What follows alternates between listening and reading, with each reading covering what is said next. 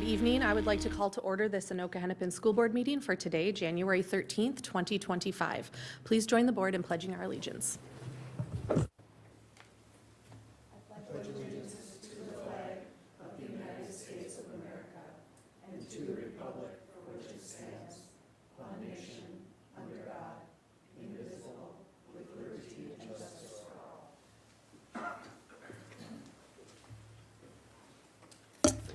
Our first order of business is to approve the board agenda. Is there a motion to approve the agenda as presented? So moved. With a motion from Director Langenfeld, is there a second? Thank you, Director Audette. Any discussion? Hearing none, all those in favor of approving the board agenda say aye. Aye. Any opposed say no. With 6 in favor and 0 opposed, the agenda is approved. Members, the next order of business on our agenda is item 4, the organization portion of our agenda.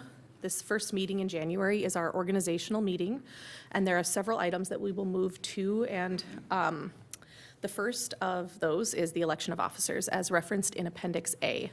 So with that, I will open the floor for nominations of board co-chair. Are there any nominations for board co-chairs? Director Langenfeld. I would like to nominate Director Zach Arco and Director Casey DeShane to continue in this important role as co-chairs for our board. Thank you, Director Langenfeld. Are there any other nominations for board chair or co-chairs? Are there any other nominations for board chair or co-chairs? Hearing no other nominations, we have a nomination for co-chairs, Director Arco and Director DeShane. All those in favor signify by saying aye. Aye. Any opposed say no. With 6 in favor and 0 opposed, that nomination is approved. The next officer role is for clerk.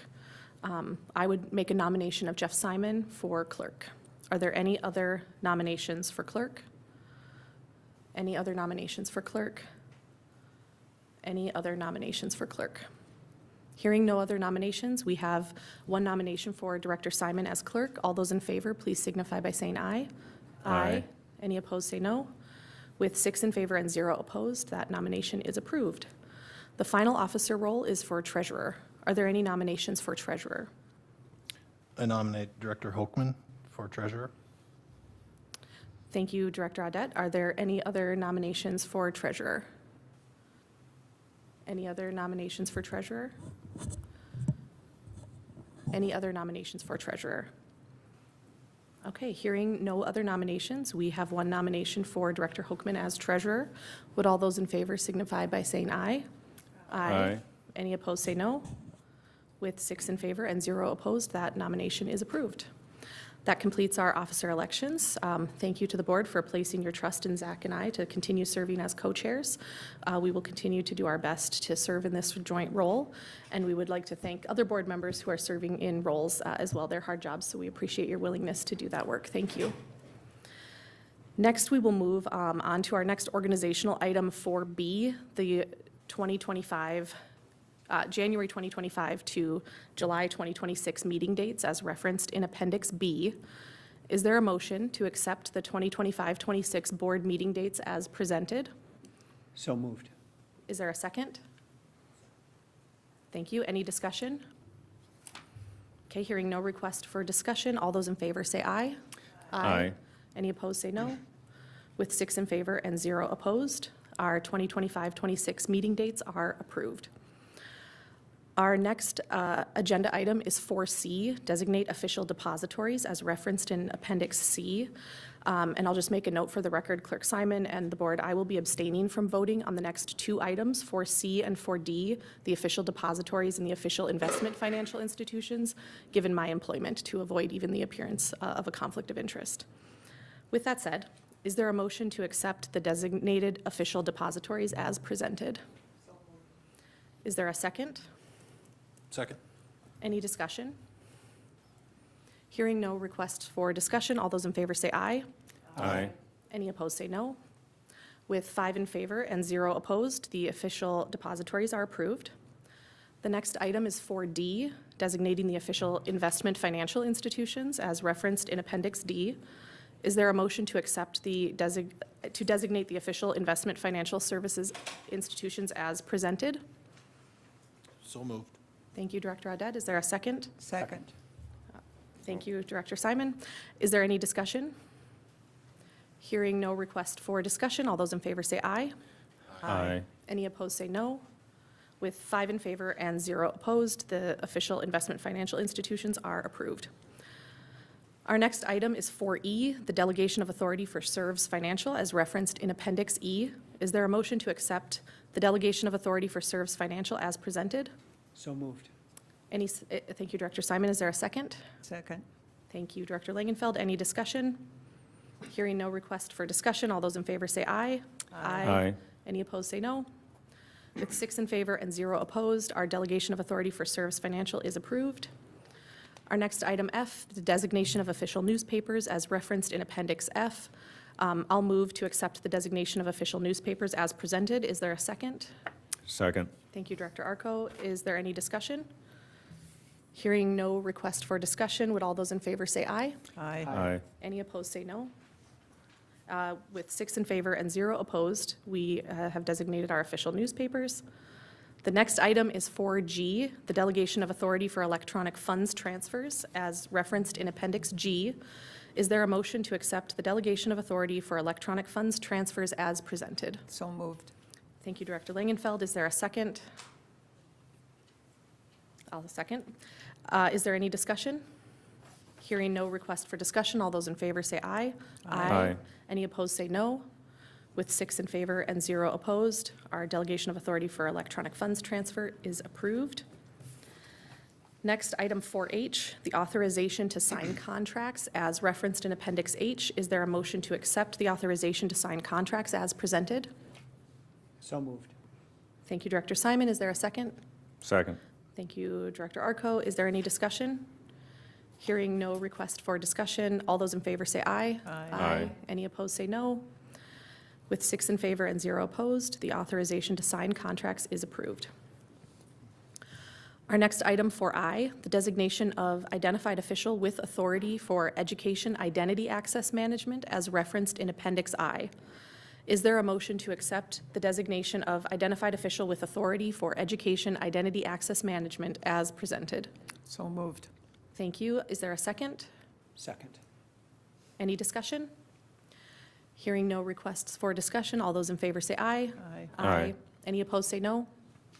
With 6 in favor and 0 opposed, that motion is passed. Our next item 4J, expenses of board members as referenced in Appendix J. And I'd just like to note there have been no changes in expenses of the board for 2025. Is there a motion to accept the expenses of board members as presented? So moved. Is there a second? Second. Thank you. Is there any discussion? Hearing no requests for discussion, all those in favor say aye. Aye. Aye. Any opposed say no. With 6 in favor and 0 opposed, the expenses of board members are approved. Our next item 4K, the appointments by the co-chairs as referenced in Appendix K for committee assignments. Is there a motion to accept the appointments by co-chairs as presented? So moved. Thank you, Director Langenfeld. Is there a second? Second. Thank you, Director Simon. Any discussion? Hearing no requests for discussion, all those in favor say aye. Aye. Aye. Any opposed say no. With 6 in favor and 0 opposed, the appointments by co-chairs are approved. All right, hopefully that was record time. Members, the next item on our agenda is item 5, the consent agenda. As normal, members can remove items for separate consideration and discussion if that's their desire.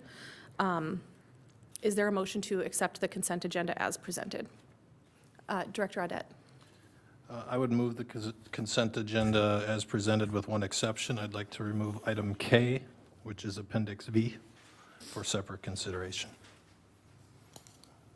Okay, so Director Audette requested removal of consent agenda item, you said 5K? Yes, it's K. It's the joint powers agreement. 5K, okay, I just wanted to make sure I stated it correctly, thank you.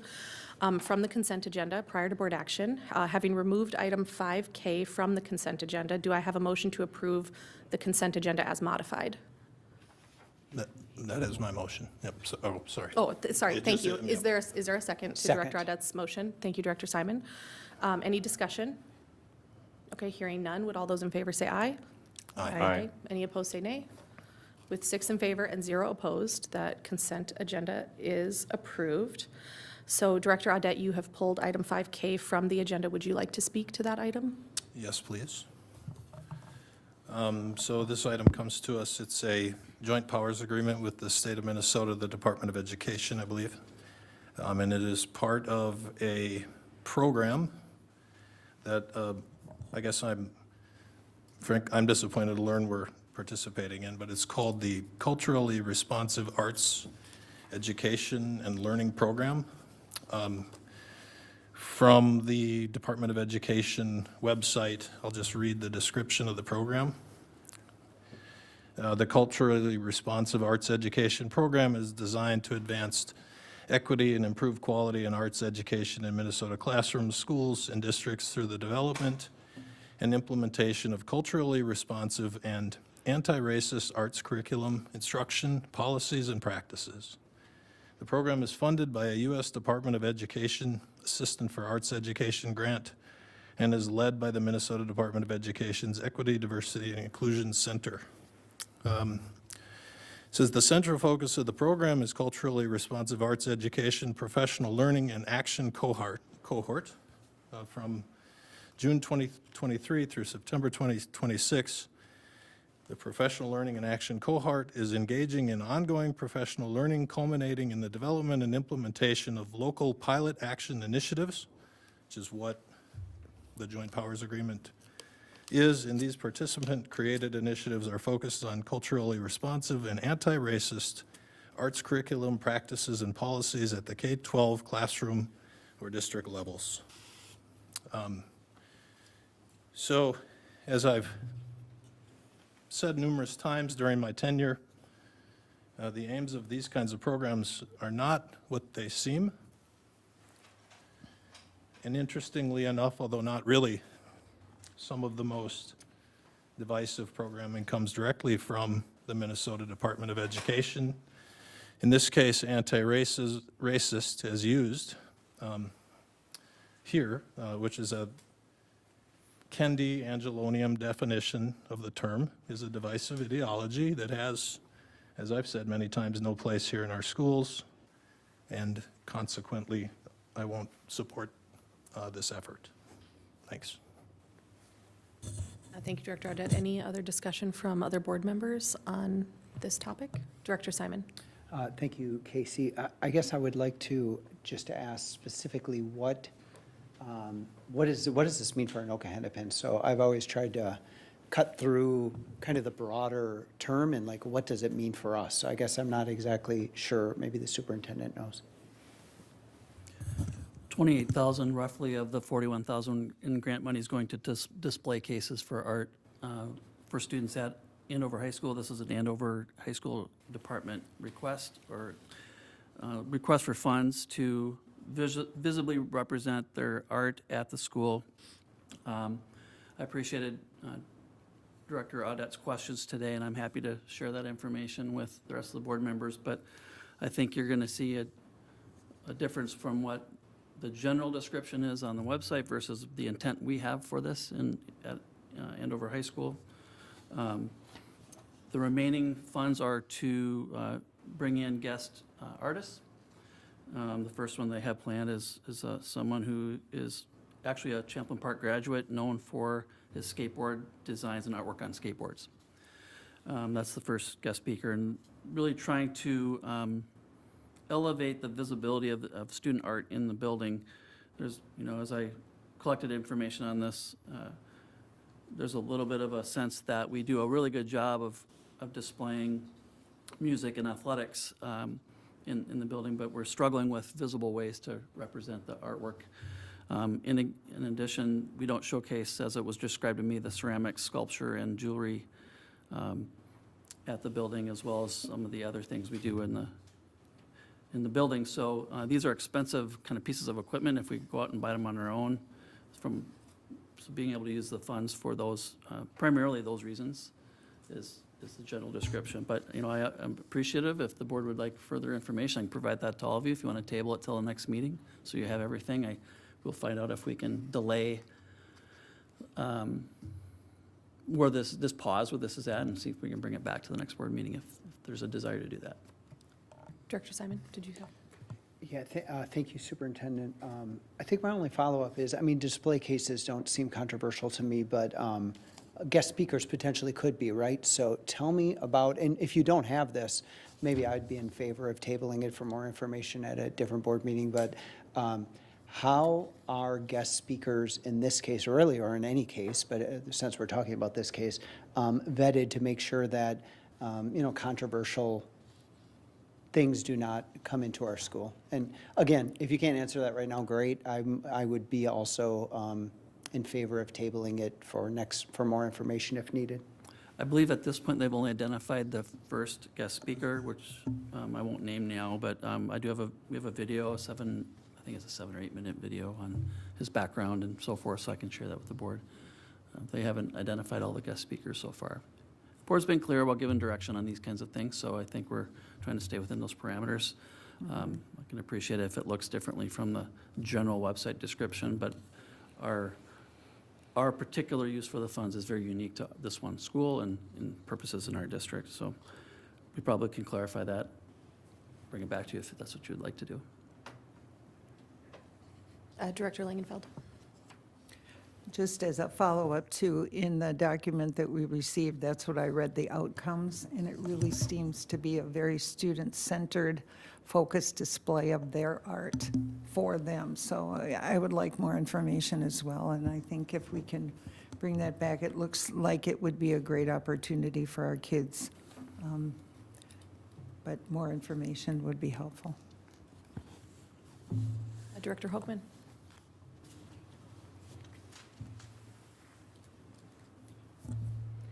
Thank you. As I read through this document and consider this, supporting this opportunity, it really does take time to consider all the aspects here. So as it's stated in the application, it says the opportunity at a glance. What is this program? The Culturally Responsive Arts Education Program is designed to support the development and implementation of culturally responsive and anti-racist curriculum. So I would like to learn more. I definitely want to and support opportunities for all of our students and making certain that they all have the opportunity to display their art and make certain that they're moving forward in their education. And I would really like to learn more about what the program will do as a whole. Thank you. Director Audette. Sounds like there's some interest in tabling it, so I would make a motion to table until we can discuss it at the work session. Okay, so board, there's a motion to table. Is there a second? Second. Thank you, Director Simon. Any further discussion? Okay, hearing no call for further discussion, would all those in favor of tabling say aye? Aye. Any opposed, say no. With 6 in favor and 0 opposed, that passes. Okay, board, our next agenda item is communications, delegations, and petitions section of our meeting. This is time for the community to provide board members input directly about issues that fall within the school board's authority.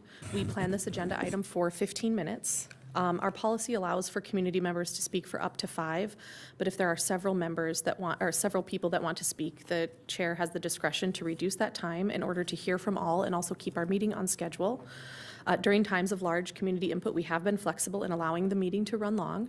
Tonight, we have 6 cards, so to keep the meeting on time, I will ask those speaking to keep their time to 3 minutes or less.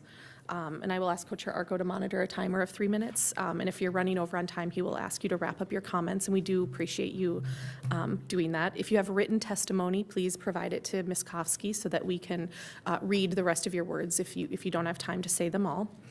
If anyone else wants to complete a yellow card, now's the time to do that so that we can provide written follow-up to you. A few procedural reminders.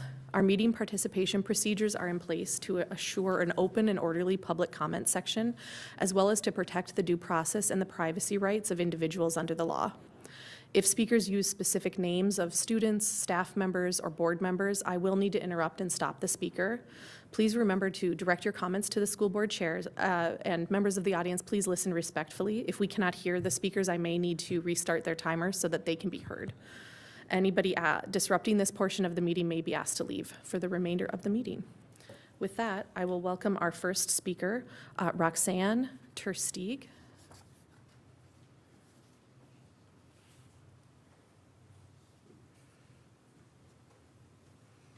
Hi, Roxanne, welcome. Thank you for listening to what I have to say, and I appreciate all you guys doing this work. I'm sure it's really hard. I'm here to discuss putting the principal of the middle school back in his position as administrator. And I want to just keep this in front of everybody's minds, because every day that goes by, the kids and the parents and the programs and everything all suffer a little bit. And we all have a network, and we're all connected. And where that principal has been, I've seen him in all different places, doing all different kind of administrative and coaching and things he's a great person, and I want him back for my job to be better too.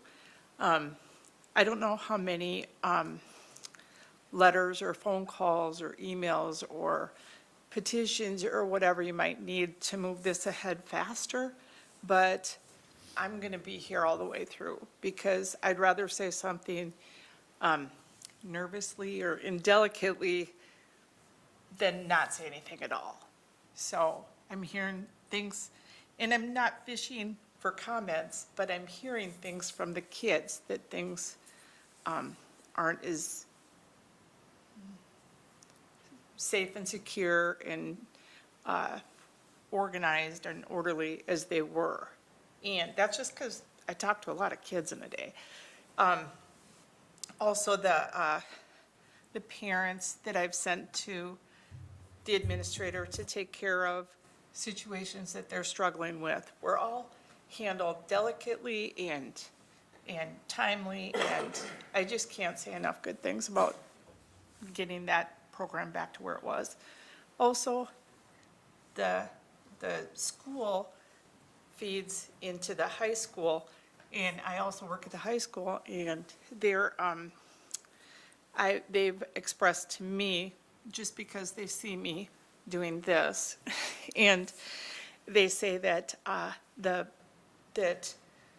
they're worried about what's going to happen in the changes, the subtle changes, but the changes that are happening by not having that program as successful as it's been when the kids come up to the next level when they go to the high school. So that's kind of it. I'm kind of getting the lay of the land. I don't know how long these things take, but sooner solved is better in my book. So I'm just going to keep encouraging this to get resolved, and not just because he's a friend, but it's the right thing to do.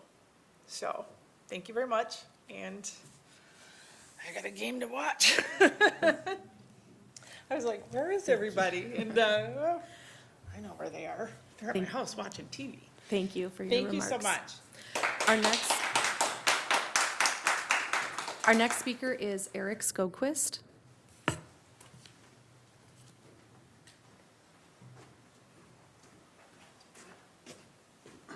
Welcome. Thank you. Well, excuse me, chairs, directors, and Superintendent McIntyre, thank you for letting me speak tonight and having the opportunity. So, my name's Eric Skogquist, and I've lived in this community my entire life. Attended Lincoln, Fredmore, which is Anoka Middle School, and Anoka High School. But interesting thing with me is my kids are also going through those same schools right now. And I've had the experience of kind of seeing over the generations now how those schools have operated. And I can tell you what I see today provides a fuller educational experience than when I was in school there. I'm not saying it was bad, but what it does now is our kids become more educated using different techniques, from traditional math and spelling worksheets to kind of fun and interactive experiences.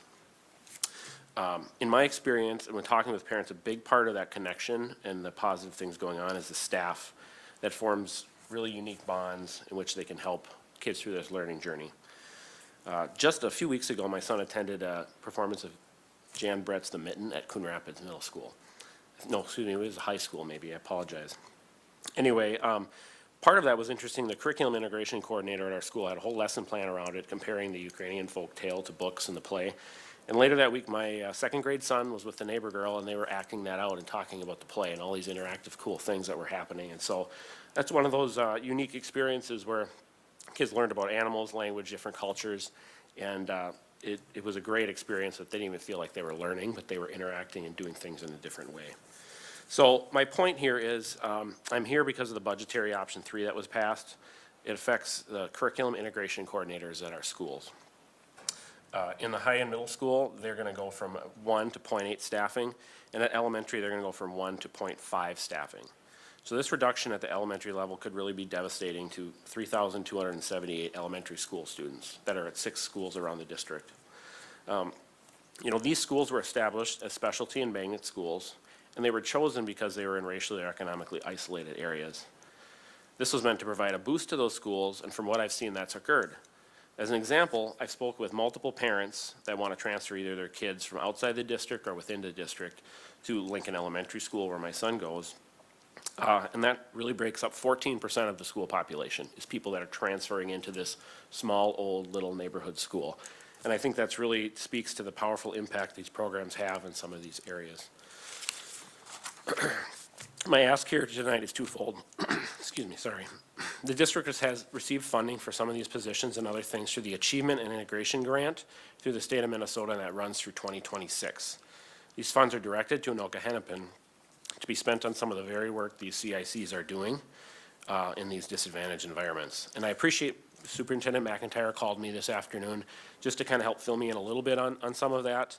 And I do appreciate different ways and creative ways to fund these positions and to cover them, but If you could finish up your sure, closing thoughts. I'll make it thank- really quick. And then also, I just ask you to reconsider the reduction. They're funded through central administration, but these are teachers that are licensed in our schools. And so I ask you to look at what you did maybe with the VSCs and do something similar with the CICs as well. So thank you very much, Thank you. and contact me with any questions.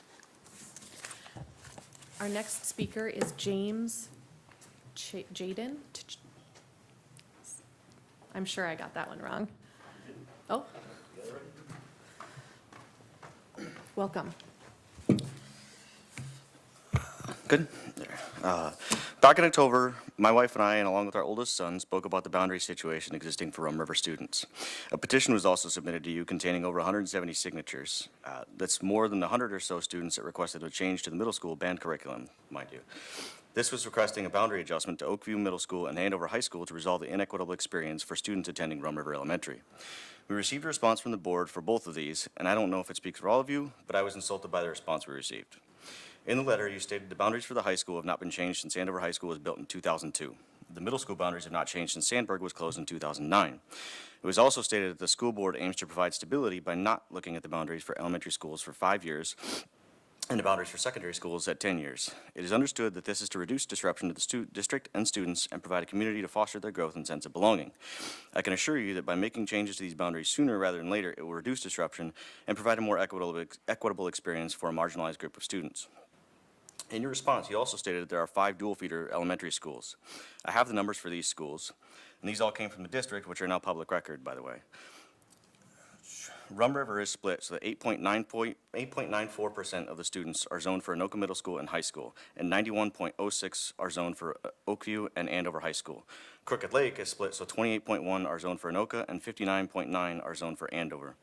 Eisenhower is at 20.45%, and they go to Coon Rapids, and 40.5 that are zoned for Blaine. Sand Creek has 23.12 zoned for Coon Rapids and 60.93 zoned for Blaine. University has 10.69 zoned for Blaine and 61.16 for Coon Rapids. I acknowledge a lot of these don't add up to 100% for the school because the number of open enrollments is so high for these schools, specifically the 2 charter schools of Eisenhower and University. With the exception of University, due to their high number of open enrollments, the other schools' splits are much closer to a quarter of the students that are on the lower end of that split. That allows for 4 to 5 students per class to build friendships and commonality with. Rum River students are lucky if they get one other kid in their classroom, sometimes their entire school career. In fact, the current 3rd grade class has 7 of their 158 students that are zoned differently. That's 4%. These numbers exist, and you have these numbers. I don't know why it's up to me to bring these up to say this is not fair. Why is this not brought up at the last meeting or addressed? Does this discrepancy seem fair? Is this an equitable experience with the rest of their peers, in both in elementary as well as going to middle school? If anyone here can say yes, how low does the percentage need to be determined inequitable? Personally, I don't think it should be less than 30%, and I struggle believing that less than 10% is acceptable. These students are already experiencing bullying in school as a result of their association to Anoka High School. They're pulled away from their peers and out of their classrooms so they can get separate elective form. They don't get to have the experience of talking to their friends and being excited to sign up for classes together with their friends. They don't get a concert or equivalent experience to their peers because their principal for Anoka Middle School stated in their response to another parent, "We can't send out for such a small group of kids. They aren't big enough to have their experience or feelings matter." You're I don't just blame the about at principal. time. Thank you. Thank you. Our next speaker is Shannon Fox.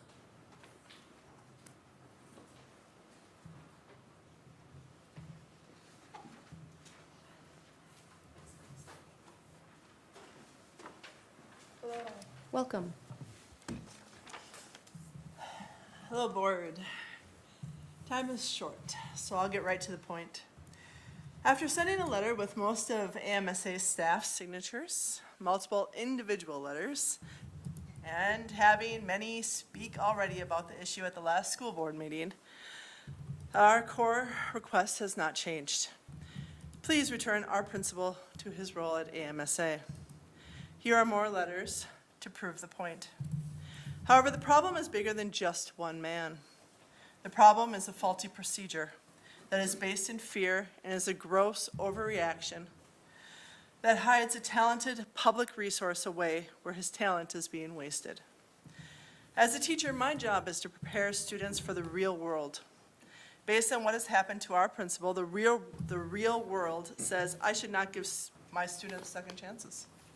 The real world says that even if a child is acting for the good, has not been taught a different way and is faced with aggressive action, the child should suffer a terrible consequence that doesn't fit the circumstance. Is that what my preparing students should be so that they can be prepared for the real world, according to what the real world has done to our principal?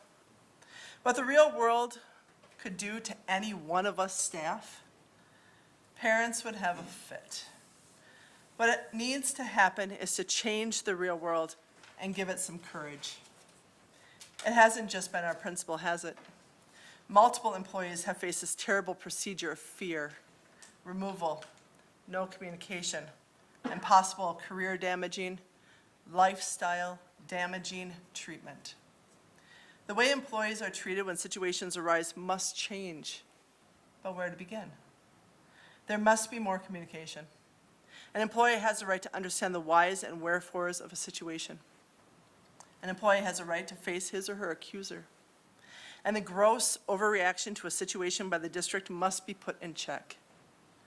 Poor communication, a terrible overreaction to someone trying to do what was good for all, and lack of support due to lack of courage, all need vast improvement.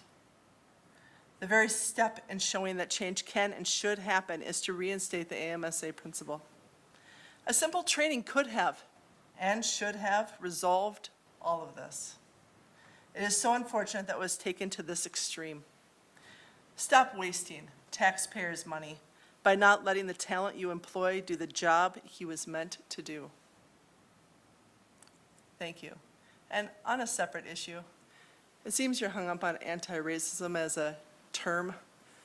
Another word for that is simply kindness. Don't deprive people of art simply because of a word. Thank you. Our next speaker is Mickey Paul.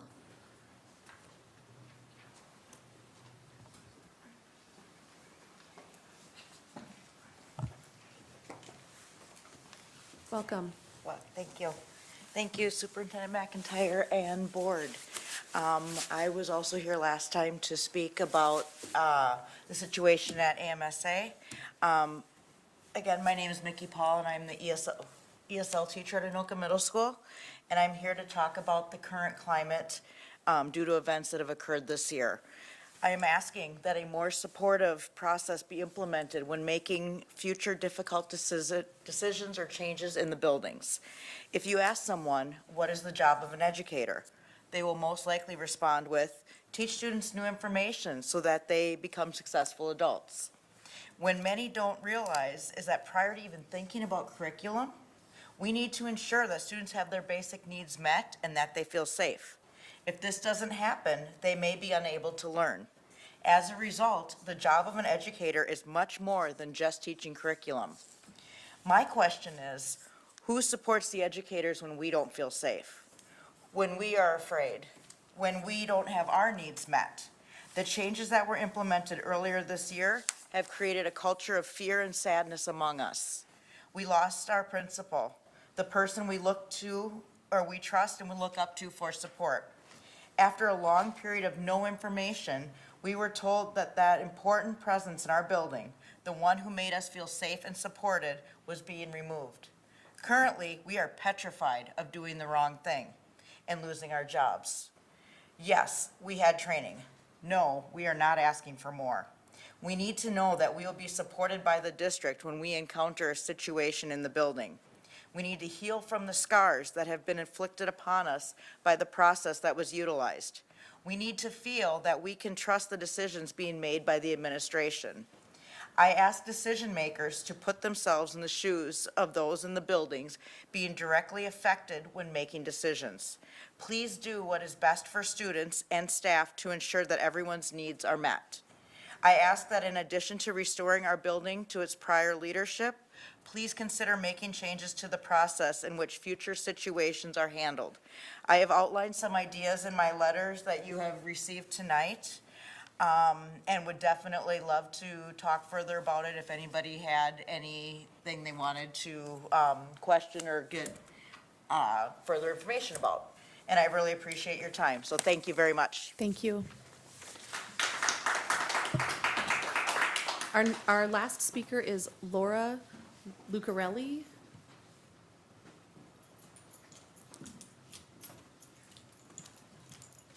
Welcome. Thank you. Thank you for hearing me, directors. Superintendent, I'm here in my role as a parent. I have a daughter who's in preschool, and next year she'll be attending Lincoln Elementary School for the Arts. So this is sort of a follow-up to what Eric was speaking about. I'm disappointed to hear that there are cuts to the curriculum integrator position. I am disappointed to hear or fear that my daughter might not be able to participate in band, orchestra, choir program. I know that the school, Lincoln, doesn't have a full-time art teacher position, and yet when I, as a kindergarten parent, receive emails that say, you know, your child is enrolling in kindergarten, please consider one of our specialty schools. Please consider Lincoln Elementary School for the Arts. It feels disingenuous because I'm being advertised something that it feels like it's being cut. So I guess I'm just agreeing with what Eric said in terms of like, can we find funding streams for these positions so that they don't have to be cut? And then on the other hand, like it seems inappropriate to be doing both things, cutting and also advertising what a wonderful program we have if it's going to be partially taken away. That's what I had to say. Thank you.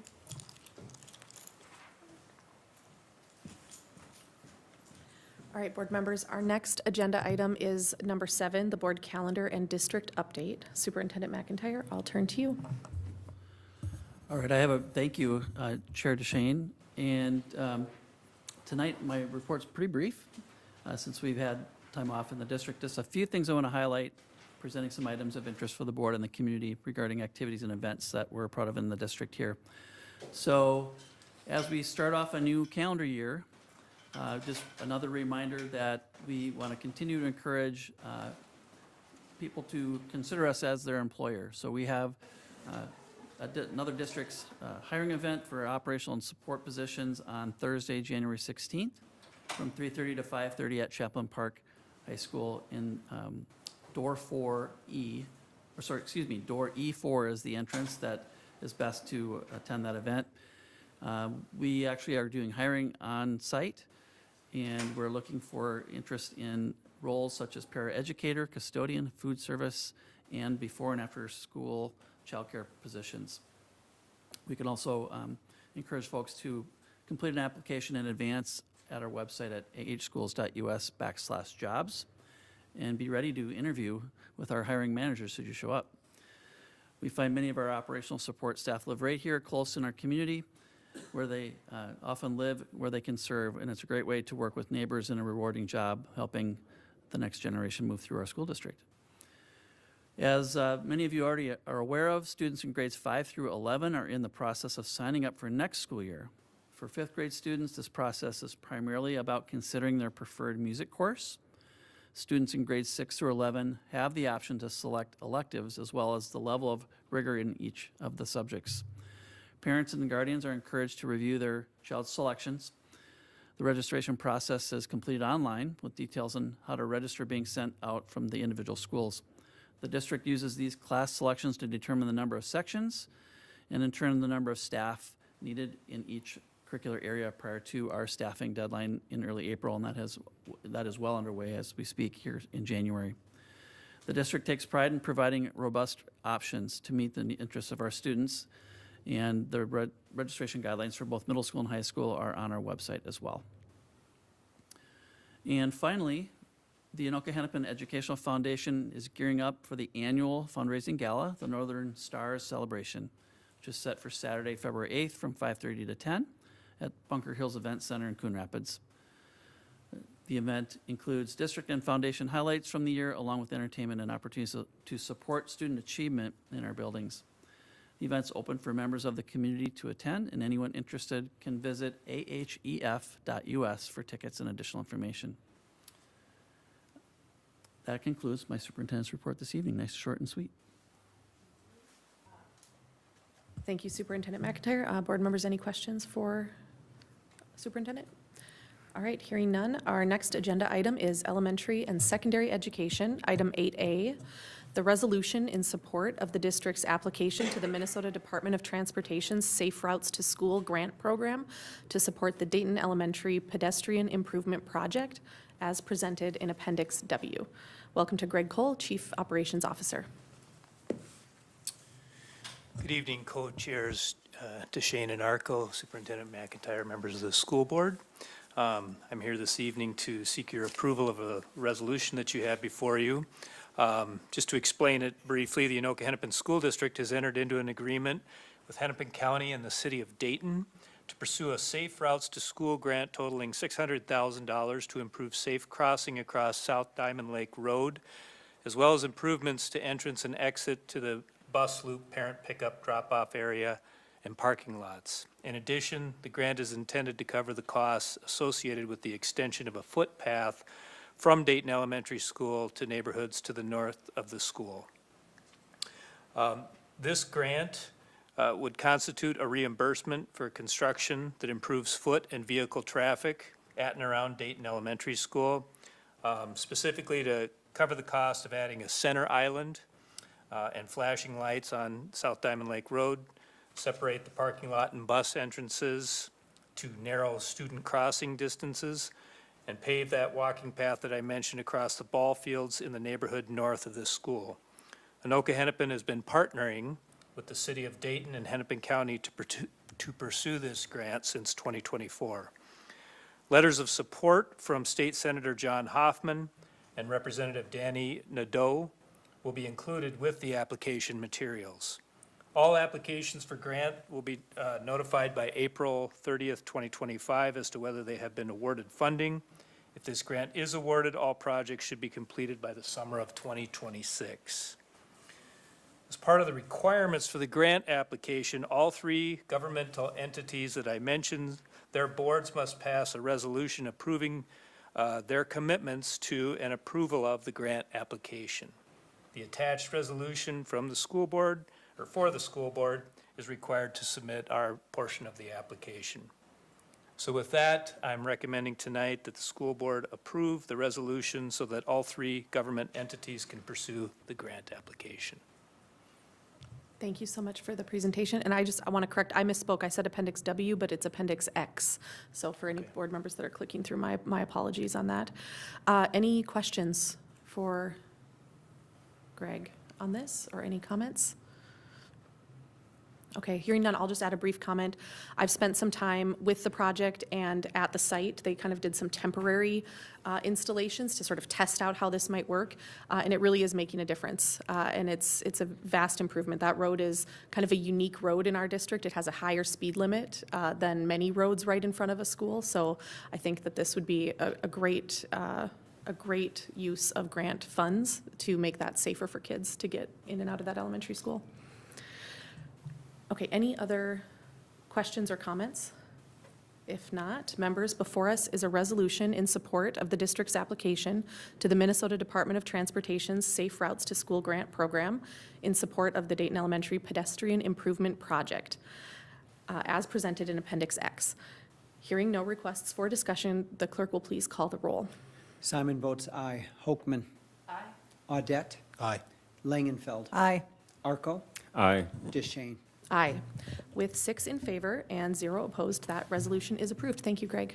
Thank you. All right, board members, we are nearing to our last agenda item, board correspondence and communication. Members, this is our opportunity to share happenings in our community, report on any committee assignments or other items of interest. Does anyone have anything to share?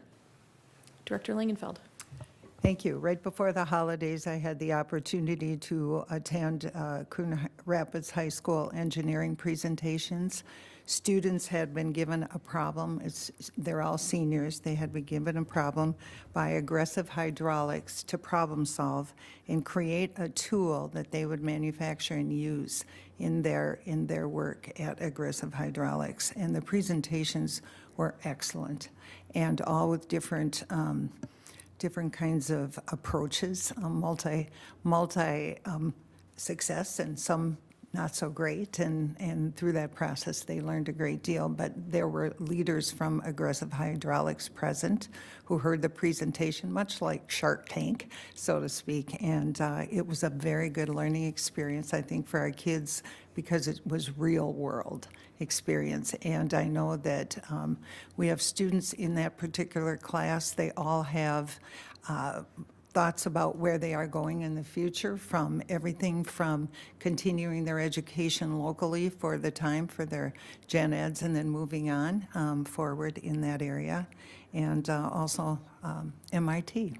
So quite the array of students in a very, very real-world situation, and thanks to Aggressive Hydraulics and that team for making that possible.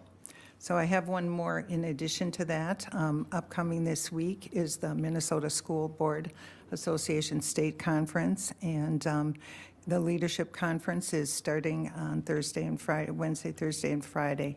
The focus of the conference is to inspire and connect and leading with purpose. And as I think about and reflect on this last year here serving in this role, I was reflecting on the fact at a meeting that I was at for the Association of Metropolitan School Districts on Friday, where I heard our superintendent present our story to legislators and other superintendents and school board members.